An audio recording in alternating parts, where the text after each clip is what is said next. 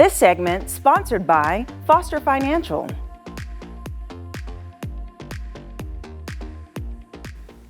Welcome back to Wealth Wednesday with Foster Financial, and we're continuing our conversation about Trump's big, beautiful bill and how that can impact you, and we've discussed so much great stuff, and today we're going to talk about something called Trump accounts, and joining me today is Caleb Dohm, the Vice President. Hello, Caleb. Hi. How's it going? It's going well. How are you doing? Good. Just finding it fascinating, the title. Yeah, Trump accounts. Trump accounts, Yep. Which is an incentive that he set up for parents. So kind of give us an overview. Yeah, definitely. Well, I'm sure people thought the term 401k probably sounded really weird when that first came out too. So maybe we'll get used to these being called Trump accounts. Yeah.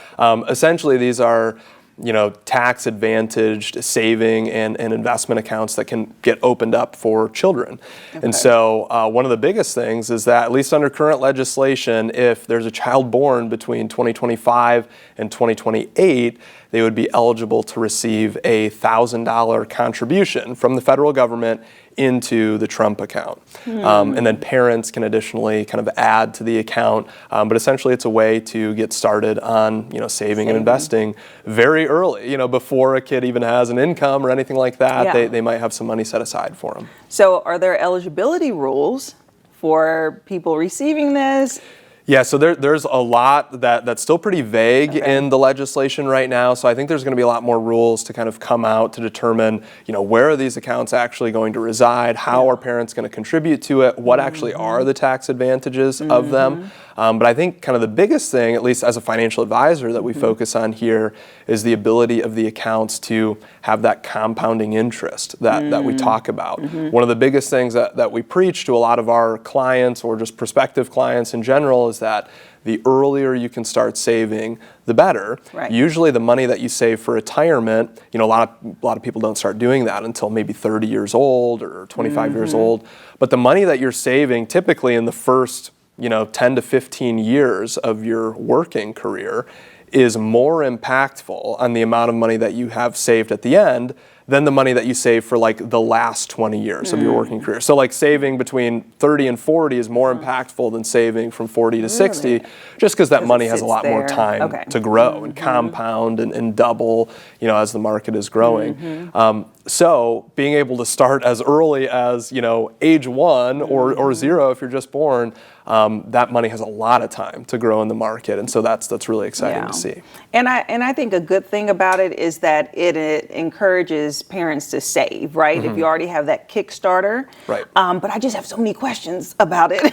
I know, it's like, what can the money be used towards? There are certain ages to be able to withdraw it, so there's still a lot that we don't know on these accounts yet. So a lot of that will become clear as they kind of clarify the legislation. Right. A lot of times we notice with some of these big bills that get passed, they throw some stuff out there for how certain things are going to work, and then CPAs and financial advisors and people come and say, all right, how, what's this extra little question that maybe some of the Congress folks didn't think about when they were drafting the legislation, and then they have to clarify the rules and let us know exactly how things are going to work. And especially coinciding with that other account that we've talked about before, that like grandparents can put in 529 accounts. Yes. Yep. It's like, does it work like that one? Can the parent just take out the $1,000, or do they have to wait till the child's 18? Like you said, is it tax free? And then also the biggest thing I think about is, what is the limit? Like if we talked about before, people making $500,000, do they get the 1,000 too? We're just giving away thousands. Right, exactly. How many kids can you have in those 3 years? Do you get 1,000 for each of them? Yeah, true. There's probably about a natural limit of maybe 3 to 4 within those years. What if you have twins? Yeah, hey, that's true. That's true. You get double. Yeah. So I mean, there's lots of things that still need to get clarified on it. But at the end of the day, it's something that we're going to be adding to our financial plans for people to consider. I think what I saw is that parents could add an additional $5,000. I want to say, I imagine that's per year that they could contribute to the accounts. And so that will be a piece of the financial plans, especially for folks who have a lot of excess cash flow. Maybe we can already project that they're going to have a lot of money left over at the end of their plan, and so they're going to be leaving money to kids anyways. Yeah. So we could say, hey, if you're going to be leaving money to kids, why don't we start putting some of that money into a tax-advantaged account, so then we don't accidentally make Uncle Sam, one of our beneficiaries, where they're Right. taking a big piece of that when the assets get passed down. So certainly something we're going to consider for a lot of our clients, Yeah. and we'll be excited to see a lot of these rules get Right. clarified over time. Because I'm sure you get so many questions about it. So you're like, give me the answers. But then it also makes me think about just how I guess young folks are just having kids less and less. So this is almost an incentive to start to repopulate.